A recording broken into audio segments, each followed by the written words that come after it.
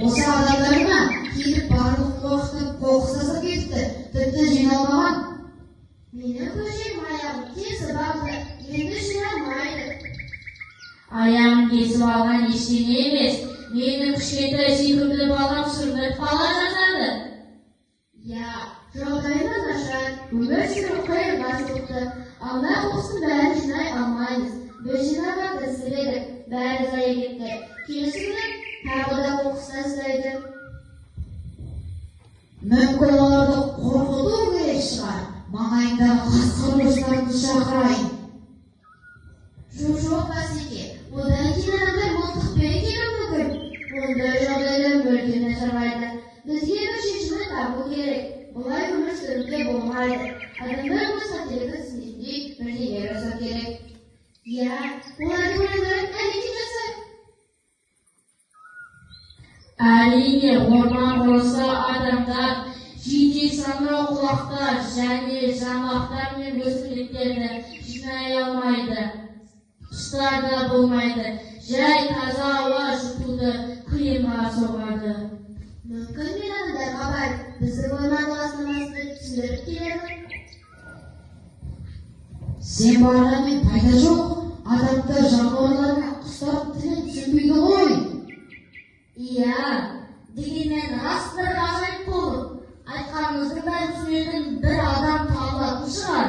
Жарайды дегенің болсын. Ұш!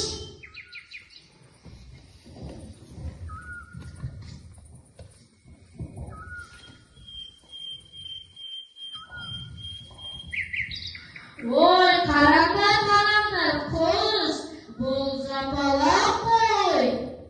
О, адамдар, орман біздің панамыз, үйімізді ластамаңыз, жақсылықпен келеміз, баламызға тиіспеңіз.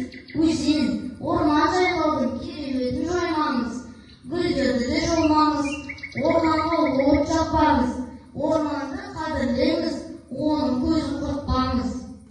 Мына жапалақтың үні жақсы секілді. Мен де соны байқадым. Мүмкін мұғалімдерден сұрармыз. Я, жапалақ көмек сұрап тұр, бірақ құстардың тілін түсінбеймін. Құстардың тілін түсінетін бір орман шатаны білемін. Барып келейін.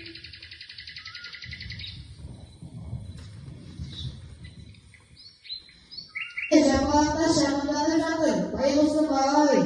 Сәлеметсіз бе ата? Мына жапалақты түсіндіріп көрдіңізші? Ол бізге бірдеңе айтқысы келеді. Түсіндіретін несі бар? Мына айналаға қараңдар. Сонда бәрі түсінесіздер. Сіздерден барлығы көмек сұрап жатыр. Ал балалар, айналаға қараңдаршы. Қаншама қоқыс жатыр. Апай, бұл жерді жинау керек. Жинап алған соң орманды қадағалап жүреміз. Орманға дәл қазір көмек береміз. Айнала тазарды, көңілім ағарды, орманымыз жайнай түсті. Көшемін де жауап қойды. Жазға